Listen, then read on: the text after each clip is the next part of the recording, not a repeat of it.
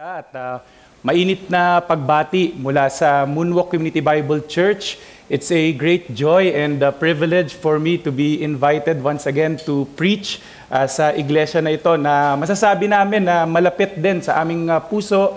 Hindi lamang dahil kaibigan namin si Pastor Ramen, but yung great blessing na maging kasangkapan ng Panginoon, isa sa mga kasangkapan ng Panginoon sa journey ng reformation ng iglesia na ito. At binabalik natin ang papuri at pasasalamat sa pagkilos ng ating dakilang Diyos sa gawain dito. At kagaya ng binanggit ni Pastor Raming kanina, nais ko kayong i-assure na kayo'y laging kasama namin sa pananalangin bilang isang iglesia. At kami ay natutuwa din kasi alam namin na kayo rin ay nananalangin para sa amin. And so, salamat sa inyo mga kapatid. Now, ipagpauman ninyo, medyo bedroom voice ako ngayon kasi galing ako sa Ubo.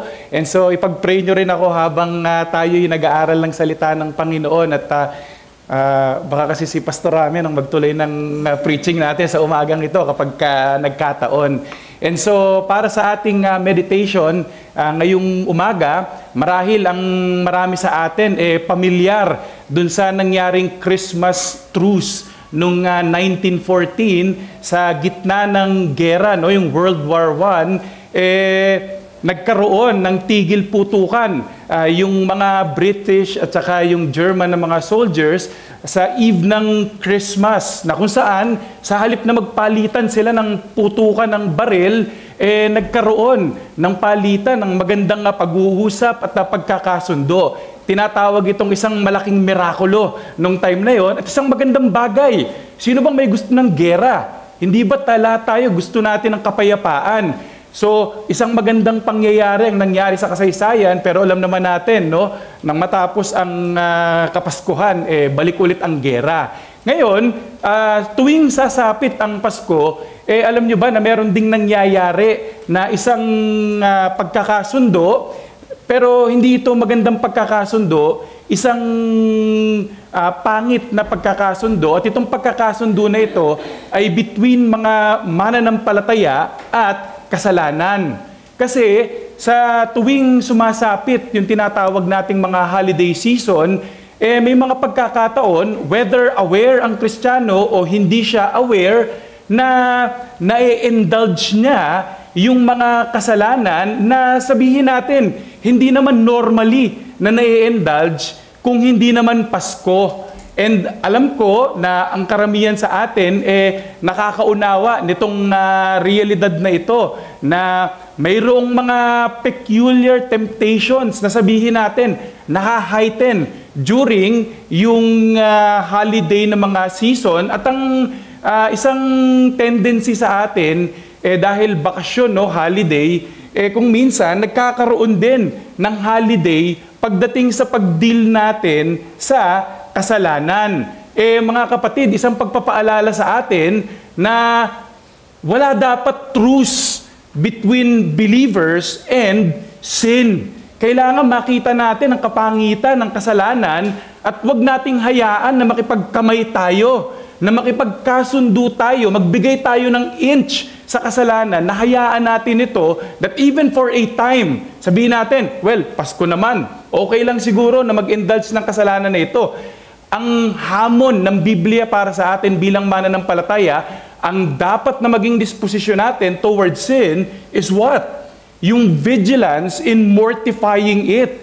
Patay kung patay. Yan ang dapat na maging attitude ng mga mananampalataya sa kasalanan. At ngayon nga, isa sa mga common na pitfalls ng mga mananampalataya sa holiday season, tinatawag natin yung worldliness at saka yung covetous na spirit. Mga kapatid, dahil sa realidad na yan, gusto kong dalhin sa umagang ito ang mensahe patungkol sa godliness and contentment upang tulungan tayo hindi lamang na mag-ingat tayo sa panahon na ito, kasi itong battle natin pagdating sa worldliness at saka yung battle against covetousness, habang nabubuhay tayo dito sa lupa, siyang ating kakaharapin at kailangan nating i-deal. And so sana sa ating pag-aaral ngayong umaga, ito'y maging tulong sa biyaya ng Panginoon. sa ating mga buhay Kristiyano. Inanyayahan kong bawat isa, buksan natin ang ating mga Biblia sa 1 Timothy chapter 6. 1 Timothy chapter 6 at basahin natin mula verse 3 hanggang verse 8. Pero ang focus natin ay mula verse 6 hanggang verse 8. So 1 Timothy chapter 6, nagbabasa po ako sa New American Standard Version. Sabi sa verse 3, if anyone advocates a different doctrine and does not agree with sound words, those of our Lord Jesus Christ, and with a doctrine conforming to godliness, he is conceited and understands nothing, but he has a morbid interest in controversial questions and disputes about words, out of which arise envy, strife, abusive language, evil suspicions, and constant friction between men of depraved mind and deprived of the truth, who suppose that godliness is a means of gain. Verse 6, but godliness is a means of great gain when accompanied by contentment. For we have brought nothing into the world, so we cannot take anything out of it either. If we have food and covering, with this we shall be content. Ito po ang salita ng Panginoon at tayo po dumako sa panalangin. Aming dakilang Diyos na mapagpala sa lahat, muli lumalapit kami sa inyong trono ng biyaya. Salamat muli sa aming Panginoong Yesus na siyang namamagitan para po sa amin upang marinig nyo at tanggapin ang aming pong mga pananalangin ngayong umaga. Hiling namin ang tulong na nanggagaling mula po sa inyo ng banal na Espiritu ang siyang magkaloob ng karunungan at kalakasan, hindi lamang po sa mga tagapakinig ng inyong salita, ngunit sa inyong tagapagturo din sa umagang ito. Nawa po ang panalangin namin, matanggap namin ang inyong salita at ito'y tunay na magdulot ng pakinabang sa aming pong mga kaluluwa. At nawa nga ito'y tumungo sa lalong pagluluwalhati ng inyong pangalan. Ang lahat ng ito ay amin pong isinasamo sa inyo. Tanging sa pangalan ng aming Panginoong Yesus. Amen. Nakita natin sa ating pagbasa na pagkatapos ni Apostle Paul magbigay ng mga instructions kay Timothy kung anong dapat na ituro niya sa iglesia, kung anong dapat na maging behavior ng mga Kristiyano sa kung saan sila tinawag ng Panginoon, dito sa parte na binasa natin, nagbigay si Apostle Paul ng warning about dun sa mga tao na binanggit niya dito. They advocate or they teach doctrines that are contrary to the teaching of the Lord Jesus Christ. At si Apostle Paul, dinescribe niya itong mga tao na ito na mga taong mayayabang at wala naman talagang nauunawaan. At ang problema dito, yung kanilang kayabangan, itong mga taong ito, nagdudulot lamang ng kaguluhan sa loob ng iglesia, especially pinoint out na dito, kaguluhan among those who have depraved minds and to those who are destitute of the truth. And Paul may be referring here, yung mga tao na ito, marahil tinutukoy ni Apostle Paul dito, yung mga false teachers na nag-i-exist sa loob ng Ephesian Church nung time na iyon, na kung saan itong mga tao na ito, ang kanilang mga isip, ang kanilang mga puso ay corrupted by sin at wala ang katotohanan sa kanila. At isa sa mga ebidensya nitong depravity ng kanilang pag-iisip ay yung kanilang perverted view pagdating sa godliness. Kasi binanggit ni Apostle Paul dito that they suppose godliness as a means of gain. That is, tinitingnan nila yung godliness or yung kabanalan, yan ang translation sa Tagalog, na isang paraan para sa profit or wealth. Now, hindi naman malinaw sa atin kung ano ba yung pinaka-ginagawa ng mga taong ito, whether or not na ito'y mga tao na nagpapanggap na sila'y mga banal na mga tao upang i-exploit nila mga tao at suportahan sila, makatanggap sila ng pera mula sa mga tao, or di naman kaya Sila yung tinutukoy ni Apostol Pablo sa 2 Corinthians 4 na mga tao who peddle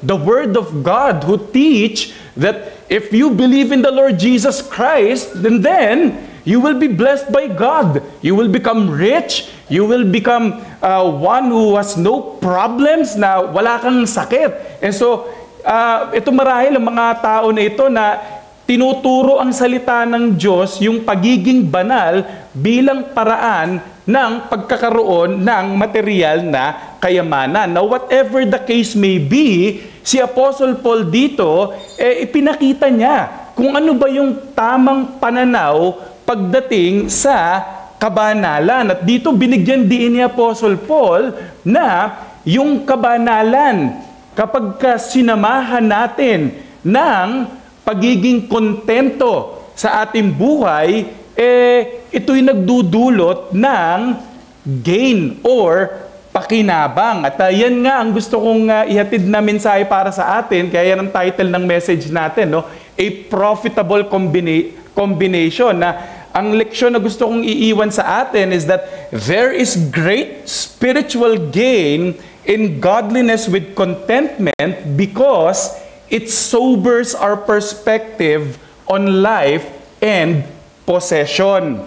Mayroong malaking spiritual na pakinabang ang kabanalan na may kasiyahan dahil itinatama nito ang ating pananaw sa buhay at sa ating mga pagmamay-ari. Dalawang bagay ang tingnan natin sa ating pag-aaral ngayong umaga. Una, tingnan natin yung sure means ng spiritual gain na binanggit ni Apostle Paul. And then secondly, tingnan natin yung sensible reason kung bakit sinabi ni Paul na itong mga ito ay talagang kaparaanan ng spiritual gain. So una sa lahat, talakayin natin yung sure means ng spiritual gain. Yung mga false teachers, tinitingnan nila yung godliness bilang paraan na sila ay magkaroon ng kayamanang material dito sa lupa. Pero si Apostle Paul dito, binigyan din niya na yung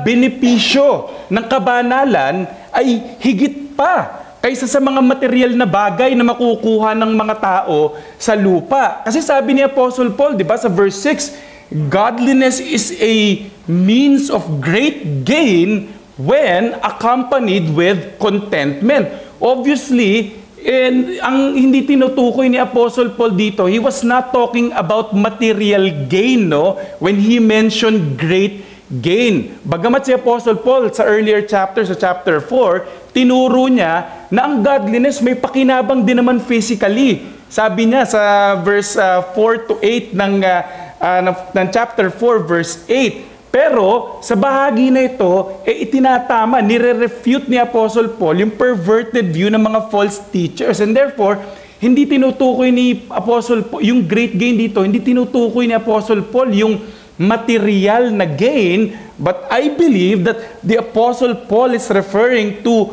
spiritual gain. Yan ang binibigyang din ni Apostle Paul dito, na ang kabanalan na samahan mo ng kasiyahan, ito'y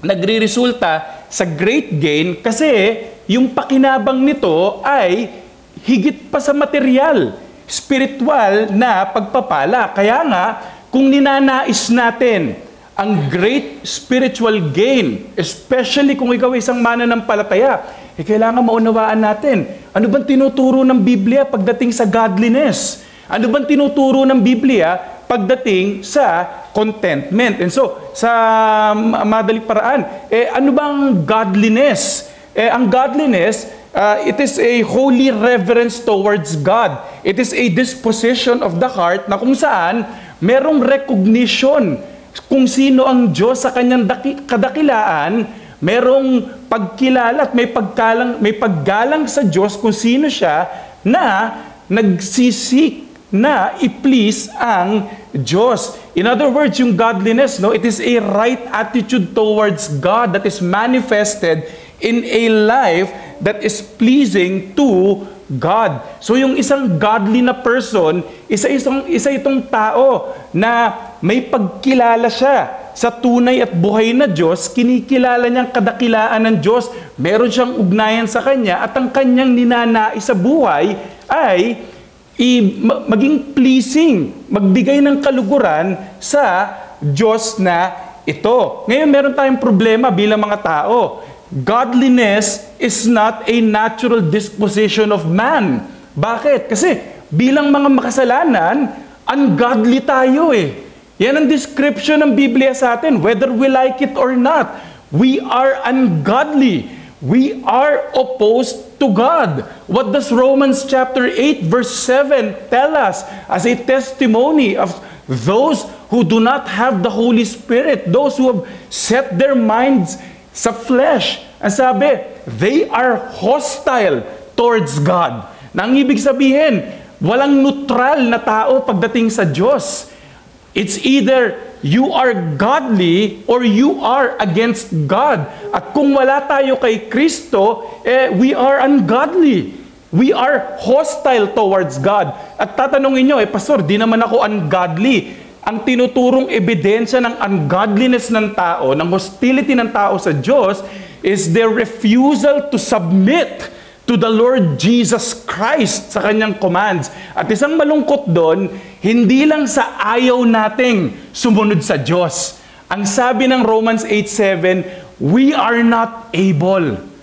Wala tayong kakayanan sa ating mga sarili. We are ungodly people. Kaya nga, baka meron akong kinakausap dito ng mga bisita, baka iniisip nyo, Pastor, matuwid naman ako, relihiyoso naman ako, nagsisimba ako, nagbibigay ako sa mahirap, masasabi ko na ako'y isang tao na pwedeng i-describe as godly. Kaibigan, walang godly na pinapanganak sa lupang ito.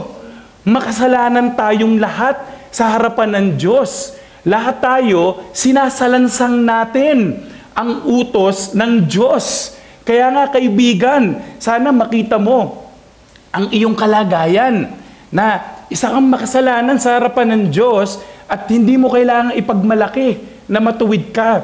Ang nais ng Diyos, makita mo at aminin mo na ikaw ay isang taong makasalanan, an ungodly person that needs a Savior. At salamat sa Panginoon, mga kaibigan, ang ating Diyos sa kanyang awa, nagliligtas ng mga ungodly. Yan ang sabi ng Romans 5:6 Christ died for the ungodly. Nagliligtas ang Diyos. Yan ang magandang balita, kaibigan. Sana, habang naririnig mo itong magandang balita na ito, na ang Panginoon ay nagliligtas ng mga ungodly, lumapit ka sa Kanya sa daan ng pagsisisi at pananampalataya at matatanggap mo ang biyaya ng kapatawaran ng kasalanan, ang biyaya ng perpektong katuwiran na matatagpuan kay Kristo lamang. Matatagpuan mo ang biyaya ng kaligtasan. Kaibigan, bago matapos ang taon, mga anak dito, mga minamahal na mga regular na umattend dito, pero hindi pa sumusuko kay Kristo. Sana, lumapit kayo kay Kristo. Nagliligtas siya ng mga ungodly. Pero alam nyo, mga kapatid, kapag ang Panginoon nagliligtas ng mga makasalanan, hindi lamang niya inililigtas ito sa kapahamakan ng impyerno ng apoy. Ang Panginoon sa kanyang pagliligtas, binibigyan niya rin ng bagong puso ang mga mananampalataya na nag-e-enable sa mga mananampalataya upang mahalin niya na ang Diyos at sumunod sa kanyang kautusan. Yan ang pagpapala ng New Covenant blessing na sinicure ni Kristo sa krus ng Kalbaryo, na yung biyayang nagliligtas, siya ring biyayang nag-sanctify sa mga tao ng Panginoon. Listen to Titus chapter 2, verse 11 to 12. Titus 2:11-12. For the grace of God has appeared, bringing salvation to all men, instructing us to deny ungodliness and worldly desire, and to live sensibly, righteously and godly in the present age. And so here what we find is that the grace of God in Jesus Christ, it does not only save, but it also teaches us to live godly lives before God. Kaya nga, yung tunay na iniligtas ng Panginoon, meron na siyang bagong desire. Kung dati laban siya sa Diyos, ang desire niya na ngayon is what? He now desires to please God. He now desires to please the Lord Jesus Christ, not out of legalism.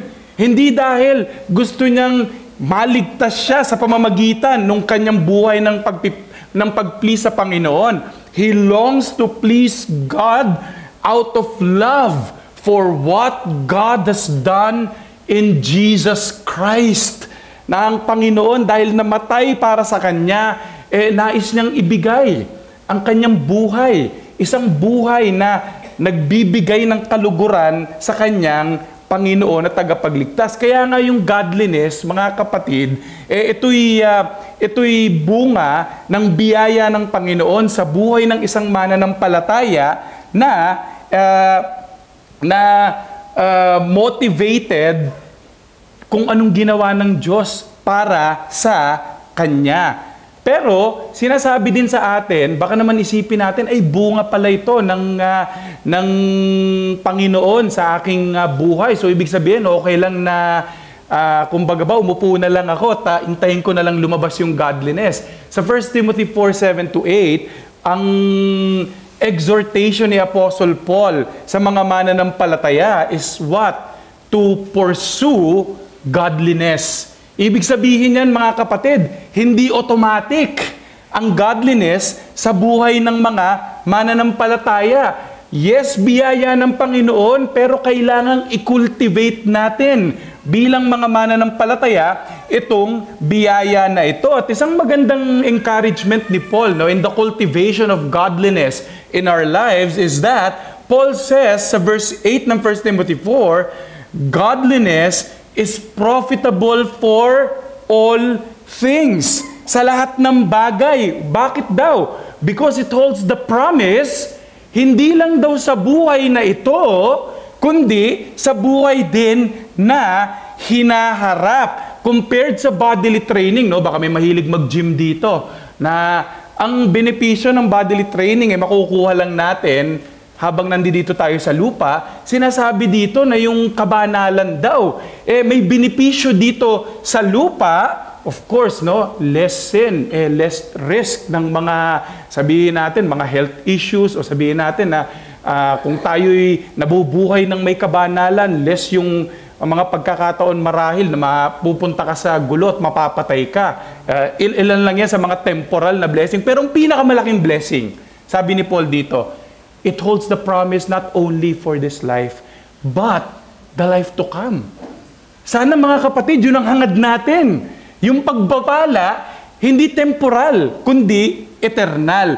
Kaya nga, sinasabi ni Paul sa talata natin sa 1 Timothy na yung gain ng godliness, hindi lang physical, kundi spiritual.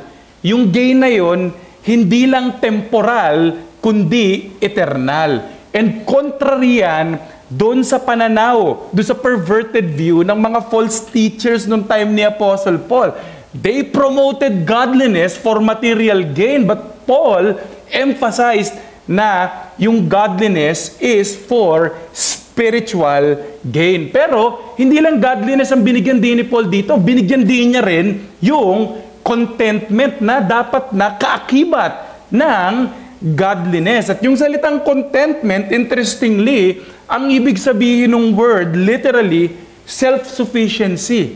Yan ang ibig sabihin. And it carries yung idea ng independence. Yan ang ibig sabihin ng salitang contentment na ginamit dito. Ginagamit ito karaniwan ng mga cynic at saka stoic philosophers para i-describe yung mga tao na they are unflappable. Ibig sabihin, hindi sila easily upset or they are unmoved sa mga outside na mga circumstances, and ito ginagamit ito sa mga tao na nagpa-properly react sa kanilang mga sitwasyon sa buhay. Kaya nga yung contentment, nagkaroon siya ng ibig sabihin. It means to be satisfied and sufficient and to seek nothing more than what one has. So, yun ang naging kahulugan ng contentment. Ngayon, masasabi natin, malaking problema din para sa ating lahat itong contentment. Kasi, alam natin, hindi natural na maging kontento tayo. Bilang mga tao, tayo ay prone to covetousness. We are prone na madiscontent tayo sa ating kalagayan. At alam nyo, well-articulated itong reality na ito, no? Na sinabi ng The Rolling Stones. Kung familiar kayo sa kanilang kantang Satisfaction, wag nyo na akong kantahin. Kasi ang point lang nung kanta na yon is that no matter how they tried to be satisfied sa buhay na ito, anong point nila?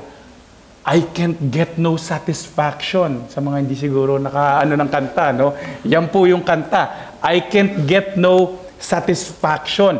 Kahit anong gawin. At itong mga taong nagsasalita na ito, hindi naman ito yung mga mahihirap. Itong mga tao na ito yung mga taong nag-e-enjoy ng prosperity sa kanilang buhay. At sinasabi nila na they cannot get any satisfaction. At mga kapatid at kaibigan, hindi lang ito totoo sa mga unbelievers. Kasi, nakakalungkot man sabihin sa ating mga mananampalataya, even after conversion, we are still plagued by the sin of covetousness. We are plagued by the sin of discontentment, especially, no, kapag andito tayo sa season na ito, when we look around sa social media, pag binuksan natin yung cellphone natin, binuksan natin yung Shopee, binuksan natin yung Lazada, at pumunta tayo sa mga mall at nakikita natin yung mga sale na nakapaskil, o di naman kayo nakikita natin yung mga taong nakapalibot sa atin. Ganda ng suot ni kapatid, bagong polo at bagong sapatos, sana all. Nakikita natin yung struggle na instead na pasalamatan natin ang Panginoon of what we have, we throw it out of the window. Forget God's blessing and seek what we do not have. Yan ang covetous na puso. Ang pagkalimot sa kung anong ipinagkaloob ng Panginoon at hanapin, hangarin ang mga bagay na wala siya. Pero mga kapatid, sana mapalalahanan tayo that we are called to flee covetousness and to live a life of contentment. At there's a good basis for that para sa ating mga mananampalataya. Basahin natin ang Hebrews chapter 13. Hebrews chapter 13, sabi doon, make sure that your character is free from the love of money, being content with what you have, for He Himself has said, I will never desert you, nor will I ever forsake you. So, dito ang mga mananampalataya, ini-encourage tayo na tayo ay iwaksi natin ang covetousness at tayo ay mamuhay ng may contentment. Bakit daw? Ang pangako ng Panginoon na tayo'y laging kasama niya, na tayo'y laging iingatan ng ating Panginoon. And itong therefore, pinapakita sa atin dito na yung contentment ng mga mananampalataya, dinederive ito hindi sa kanya sarili. Dinederive niya ito mula sa Diyos. Our sufficiency does not come from independence, from circumstances, but rather from dependence on God. Hindi ba yan ang sinabi ni Apostle Paul when he considered yung greatness ng ministry that is before him?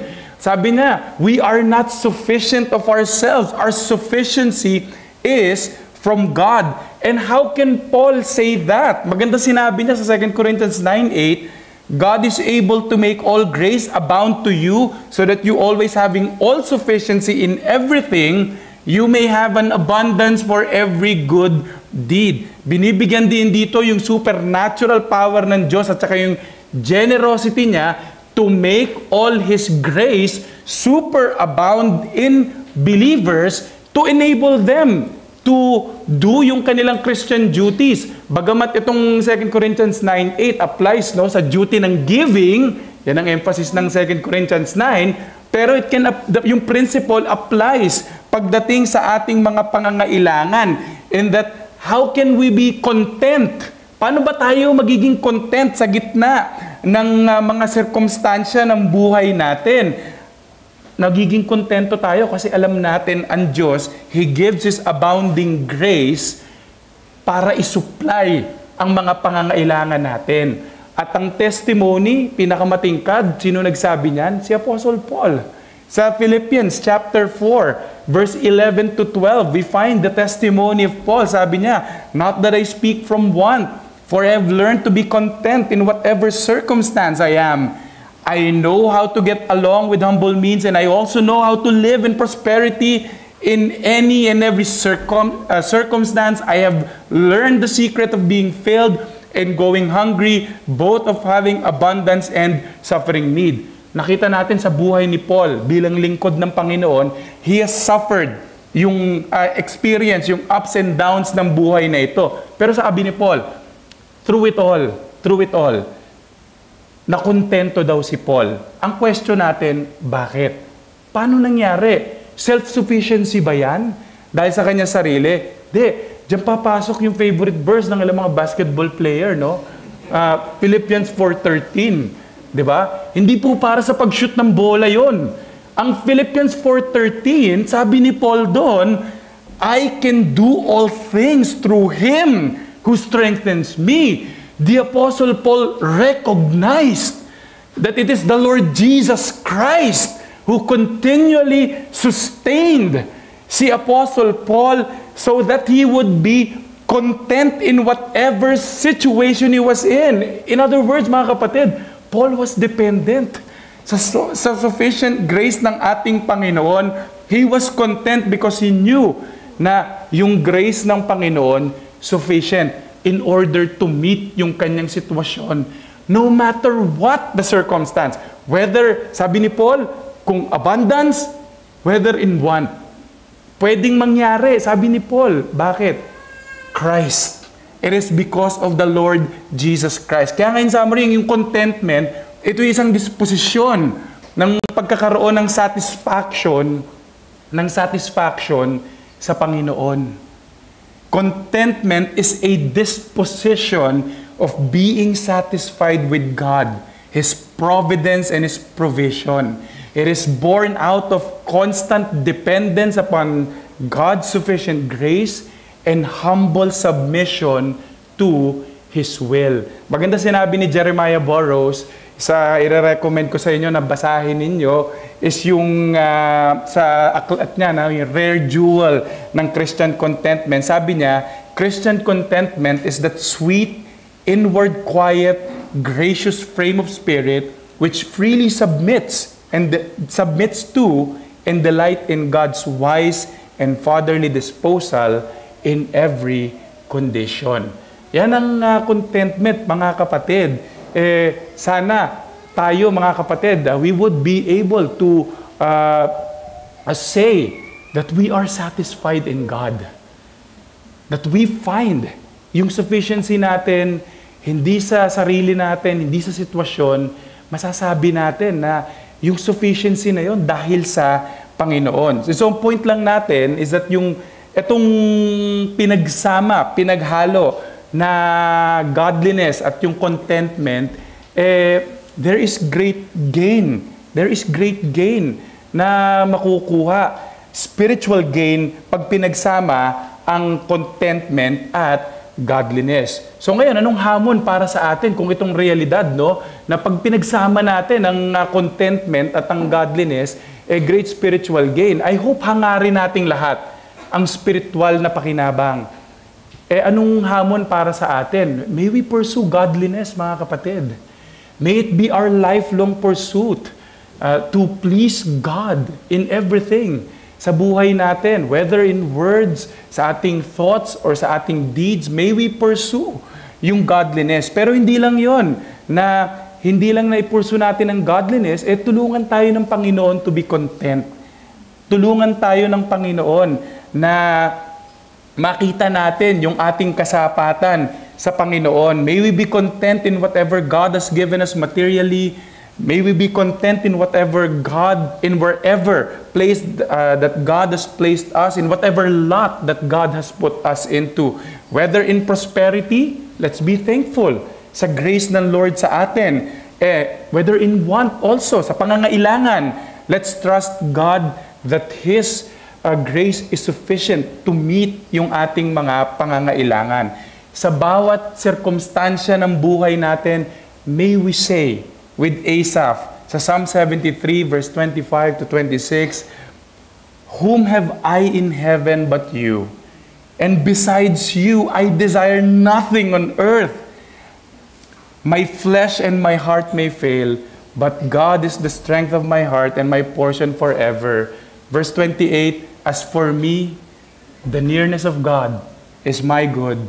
I have made the Lord God my refuge, that I may tell of all your works." Mga kapatid, sana masabi natin ang katotohanan na ito, na sapat ang Panginoon para sa atin sa anumang sitwasyon ng ating buhay. Ngayon, how can Paul say na merong great gain nga doon sa combination ng godliness at saka contentment? Ano ba yung basis? So tingnan natin ngayon, secondly, yung sensible reason. Kasi nagbigay si Apostle Paul ng insightful na mga reasons kung bakit ang contentment at saka godliness, pag pinagsama mo, magdudulot nga ng great spiritual gain. Dalawang bagay ang pinoint out ni Apostle Paul dito. Una sa lahat, pinoint out niya na yung godliness at saka yung contentment, it actually sobers our perspective sa possessions. And secondly, it simplifies yung ating perspective pagdating sa buhay na ito. So unang dahilan, it sobers yung perspective natin sa possession. Kasi sabi niya sa verse 7, di ba? "We have brought nothing into the world, so we cannot, for we have brought nothing into the world, so we cannot take anything out of it either." A familiar text, of course. It is an echo of what Job said sa Job chapter 1. Sa konteksto ng kawalan, ng napakadakilang kayamanan, nakita natin si Job, isa sa mga dahilan kung bakit maari siyang magpuri sa Panginoon is a recognition that everything that he has is what? It actually came from God. Sabi niya, "Naked I came from my mother's womb, and naked I shall return." And so, yung fact na wala tayong dinala dito sa buhay na ito nung pinanganak tayo, magandang pagpapaalala sa atin na wala rin tayong mailalabas. Kahit pa gaano kagarbo yung magiging damit natin sa loob ng nicho natin, kagaya nung iba, kahit gaano pa kadaming kayamanan doon, wala tayong mailalabas dito. May nagtanong nga may namatay na isang mayaman at ang tanong ng isa, gaano ba karami yung kanyang mga naiwan? Sabi nung sumagot, lahat naiwan niya. Wala naman siya isasama Kahit na anong isip nung iba na nabubuhay siya para sa kayamanan, tiniisip na parang ang mindset madadala niya. Walang madadala. Bakit? Kasi lahat ng mga bagay ay maiiwan natin dito. So one writer puts it, "We were appointed by God to come naked into the world to teach us to remember that we must go naked out of it." Now ngayon, bakit ngayon yung godliness and contentment, bakit siya great spiritual gain para sa atin in terms of yung possession? Binibigyan kasi tayo ng godliness at saka ng contentment ng tamang perspective pagdating sa mga possessions natin. Na nakikita natin kung tayo ay merong tunay na pagkilala sa Panginoon at ang nais lang natin ay i-please ang Panginoon at tayo ay nakikita natin ang kasapatan natin nasa Diyos, nakikita natin ang mga possessions natin dito, pawang temporal lang.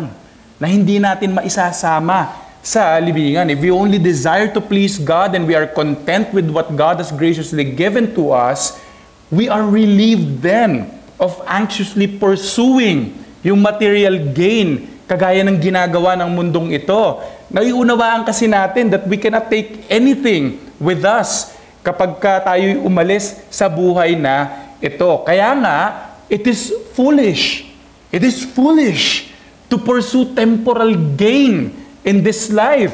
And ang ating Panginoong Jesucristo, isa yan sa mga paulit-ulit na mensahe niya habang nandito siya sa lupa. We read in Matthew 6:19 to 20, "Do not lay up for yourselves treasures upon earth, where moth and rust destroy, where thieves and break in and steal, but lay up for yourselves treasures in heaven, where neither moth or rust destroys, and where thieves do not break in or steal." Mark chapter 8, verse 36, "What does it profit a man if he gains the whole world and yet loses his soul?" And to give us a clear illustration of this, nagbigay ng parable si Jesus, kung maalala nyo, sa Luke chapter 12, about this rich man na nakita niya, ang daming ani. Anong gagawin ko dito? Gawa tayo ng mas malaking barn. Gibain natin. At anong gagawin? Let's eat, drink, and be merry.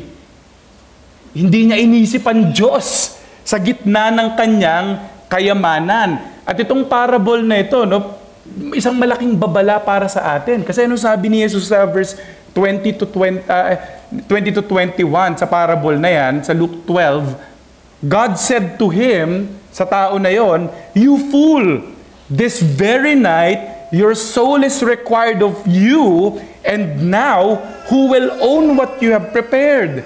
So is the man who stores up treasure for himself and is not rich toward God." Is not rich toward God. Therefore, mga kapatid, to be so focused on temporal possessions as to miss the eternal riches is the height of folly. It is the height of folly. To be so focused on the temporal possessions and yet you miss yung eternal na mga riches, that's the height of folly. And sadly, many make that mistake.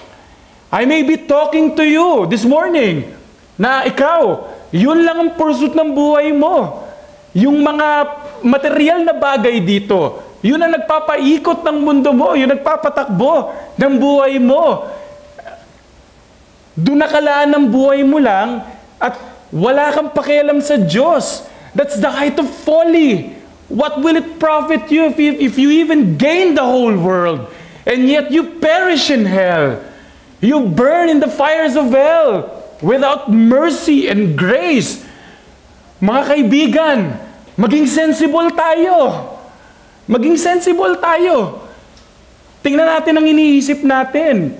Hindi sana natin, hindi natin pinaglalaroan yung eternal destiny natin. May we not make yung mistake na yon.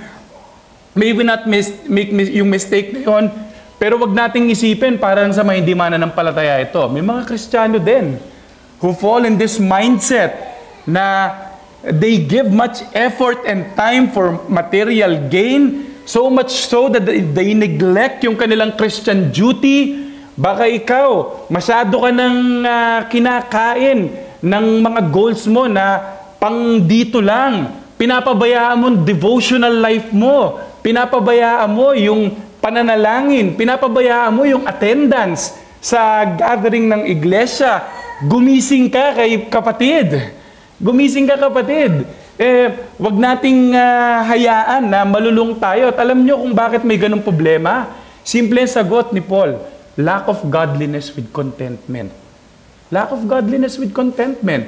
Sana mga kapatid, tulungan tayo ng Panginoon na maiwas tayo doon. Pero hindi lang yun ang dahilan, hindi lang na sinosober yung perspective natin sa riches, sa mga pag-aari-ari natin, it also simplifies yung way of life natin. Bakit? Sabi ni Paul kasi dito, if you have food and covering, with this, we shall be content.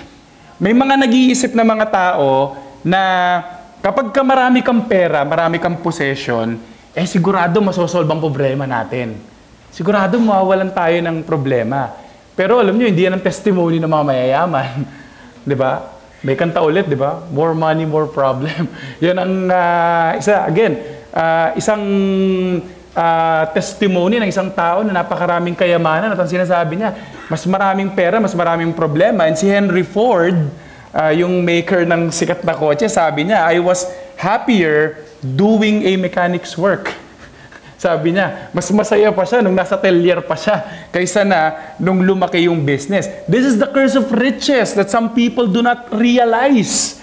Huwag niyong isipin na kapag ka mayaman na, wala na tayong magiging problema. Kaya nga yung godliness and contentment, great gain yan kasi it gives you a simple outlook in life. Anong simple outlook yun? If you have food and clothing, you be content.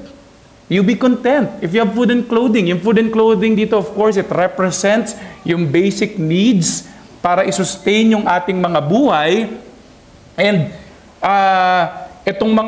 yung food and clothing, tinutukoy nito yung mga principal na mga thing na kailangan talaga natin para mag-survive tayo sa buhay na ito. Ini-emphasize neto na kung binigay na ng Panginoon ang ating mga pangangailangan para mabuhay tayo sa lupang ito, dapat sapat na sa atin iyon. Maging kontento na daw dapat tayo sa buhay na ito. Sabi nga nung binasa natin sa Hebrews 13:5, no, yung encouragement sa atin to flee covetousness at saka maging kontento depends on the reality na dahil sinabi ng Panginoon, pinangakuan niya tayo. Hindi niya tayo iiwan, tayo'y kanyang iingatan, tayo'y kanyang aalagaan. At hindi ba't pinangako ni Kristo sa Matthew 6:33 that if we put Him first, that all these things, yung all these things doon mga kapatid, hindi po yan blanket sa lahat ng bagay, pati kotse, ayos hindi po, yung all these things doon, it refers to the basic necessities, yung food and clothing. Mula sa mga previous verses, yun ang all these things. Yun ang pangako na kung tayo daw, uunahin natin ng Diyos sa ating buhay, hindi natin kailangang mag-alala sa mga pangangailangan natin. Again, pinapaalalahanan tayo ng Panginoon na tayo'y iingatan niya. Sapat ang Diyos para sa atin. Kaya nga yung godliness is great gain kasi tinuturo tayong pabalik neto sa Diyos na nagsusustain ng buhay natin, na siyang nagkakaloob ng ating mga pangangailangan. In other words, yung godliness at contentment, it shows us na ang kailangan lang natin sa buhay na ito, ang Diyos. Ang kailangan lang natin sa buhay na ito, yung Diyos. Bagamat yung mundo tinuturo sa atin na kailangan natin ng maraming bagay, kailangan mo ng pera, kailangan mo ng fame, possessions, relationships, the Bible tells us na ang kailangan natin sa buhay na ito, ang Panginoon. At ang Panginoon natin, ang kanyang pangako, yung mga pangangailangan natin dito para mag-survive.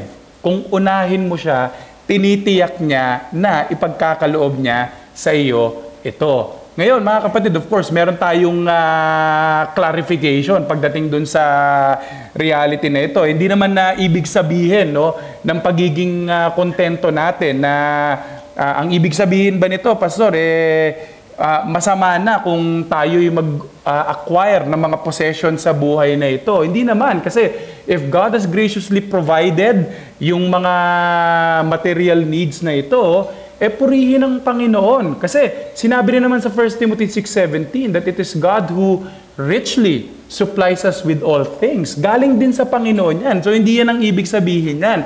And also, hindi rin naman ibig sabihin ito na mali ang mag-desire ng isang komportabling buhay. Yung komportabling, comfortable habitation, a decent clothing, na magkaroon din ng time for leisure o di kaya magkaroon ng time for saving, hindi yan ang kinukondina ng Biblia. Ang kinukondina ng Biblia dito is yung self-indulgent desire for possessions na nag-a-arise sa covetousness at saka discontentment. Yun ang kinukondina dito. In other words, yun ang ang kinokondena ng Biblia ay yung paghahangad ng mga bagay carnally na yun na lang ang nagiging drive ng ating buhay. Kaya nga kailangan ng maingat na pag-i-examine din, no, pagdating sa mga kagustuhan natin sa ating buhay. Mga practical na halimbawa nito, paano ba natin malalaman? Nasa kontento ba ako o isa akong taong, alam mo na, nasa side na covetous na? Halimbawa, kung ikaw, may telepono ka pa, gumagana naman, pero gusto ko ng bagong phone. At ang pinakadahilan kung bagong phone, para lang makasabay sa trend. iPhone 15 Pro Max, fully paid. Yun ang, para lang makasabay sa trend. Yun ang gusto mo. O kumbaga pa, bumibili ka ng mga bagay na labas naman sa salary cap mo, no? Hindi kaya ng sweldo mo, pero gumagastos ka pa rin. Nagsusugal ka. Wala naman sana tumataya ng loto dito. Medyo naging trending naging viral yata sa wag mong i-check daw yung PCSO. Siyempre ako, chinek ko, meron. Anyway, wala sanang tumataya ng loto dito para lang sa kayamanan.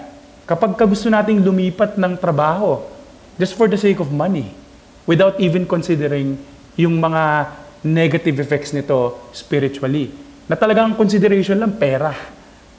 Dito papasok yung issue ng pagtatrabaho abroad. Hindi natin kinokondena ng mga tao na nag-a-abroad sila dahil kailangan ng kanilang pamilya. Masasabi natin, no, it's not always wrong. Pwede nating ilagay sa ganung statement na hindi lahat ng mga nagpupunta sa abroad, pwede natin silang i-judge na nagkakasala sila. Hindi kasi sila kontento sa kanilang pagtatrabaho. Kasi kailangan nating i-admit yung challenge dito sa Pilipinas, sa trabaho at saka sa sweldo. Pero, mga kapatid, kausap ko, mga mananampalataya, kailangan merong careful consideration pagdating dito sa ng kagustuhan, no, na mag-abroad. That before even considering yung greener pasture sa karir mo, kailangan pag-isipan nating maigi yung spiritual welfare natin. Kailangan nagtatanong tayo, hindi yung unang tanong, magkano ba sasahurin ko doon? Kailangan ang magiging tanong natin, una sa lahat, anong magiging kondisyon ng kaluluwa ko kung sakaling gagawin ko itong hakbang na ito or desisyon na ito? Kailangan kaluluwa natin ang unahin nating isipin. At kung makikita natin na ini-endanger natin ang ating mga kaluluwa, it would be best na wag nating gawin. Wag nating puntahan itong lugar na ito. Wag sana tayo maging kagaya ni Lot. Nung nagkaroon ng pilian, nakita niya, ganda na Sodom at Gomorrah. Bahala ka na Abraham, dito na ako basta ako dito ako sa may Sodom at Gomorrah without considering kung anong nangyayari sa loob ng Sodom at Gomorrah. And we know yung grabing consequence sa buhay ni Lot na ang description sa kanya, everyday he was what? He was pierced sa kanyang conscience dahil sa desisyon na kanyang ginawa. It may be that as we consider yung souls natin, kalagayan ng kaluluwa natin, na makita natin kung ini-endanger natin sa lugar na yon, wag nating ituloy. And so, ilan lang mga halimbawa ito para lang i-examine natin ang mga sarili natin pagdating sa estado ng pagiging kontento natin. Now, ang blessing ng contentment at saka godliness, sinisimplify niya kasi yung way of life. If God has given you what you need to survive, you should be content. Na parang sinasabi sa atin, hindi naman komplikado buhay Hindi komplikado buhay. Na kung meron ka lang ng mga pangangailangan mo, dapat sapat na. Dapat sapat na. At paano mangyayari yun? Mangyayari yan kung merong godliness at saka merong contentment. Kaya nga ang hamon para sa atin, sana magkaroon tayo ng tamang perspective pagdating sa mga material na possessions natin. At sana magkaroon din tayo nitong simplified view ng buhay natin. That as long as we have our needs met by our gracious God, masabi natin that we do well, na nasa maganda tayong kalagayan. So in conclusion sa ating pag-aaral ngayon, nakita natin na yung godliness, when we combine it with contentment, it is a great spiritual gain for us believers kasi tinatama, it sobers yung perspective natin sa buhay na ito at saka sa possessions natin. Kaya nga sa pangwakas na pagpapaalala sa atin, may we cultivate godliness and may we cultivate contentment sa ating mga buhay. At para naman sa mga kaibigan natin dito, sana naging malinaw para sa inyong mensahe din na walang pakinabang kung makuha natin ang lahat ng bagay sa buhay na ito kung wala tayo kay Kristo. Bakit? Mapapahamak lang tayo sa impyerno ng apoy. Aanhin mo ang 1 million pesos, $1 million, kung ang ending naman ito ay ang paghahatol ng Panginoon sa impyerno ng apoy. I call upon yung mga kaibigan natin dito, mga anak, mga mahal natin sa buhay, sana talikuran natin ang pagtitiwala sa sarili, talikuran natin ang pagyakap sa kayamanan, tumungo tayo kay Kristo. Siya ang tunay na kayamanan. Sa Kanya matatagpuan ang kapatawaran ng kasalanan. Sa Kanya matatagpuan ang perpektong katuwiran na kailangan natin para tanggapin tayo ng Diyos. Sa Kanya natin matatagpuan ang buhay na walang hanggan. Paano makukuha? Magsisi at manampalataya. Sana yan ang gawin mo ngayon, kaibigan. Tayo po'y manalangin. O aming Diyos na nasa langit, salamat po sa pagkakataon muli na marinig ang inyong tinig sa pamamagitan ng inyong salita. Dalangin namin ang pagpapala nito sa aming mga puso. Hiling namin ang inyong tulong na mai-apply namin ito sa aming pong mga buhay sa ikapupuri ng inyong pangalan. Malugod din kayo na kumilos sa puso ng mga mahal namin sa buhay na wala pa kay Kristo. Sana makita nila si Kristo bilang kayamanan na karapat-dapat ang pagtitiwala para sa kaligtasan. Ito'y amin pong sinasamo sa inyo sa ngalan ni Jesus. Amen.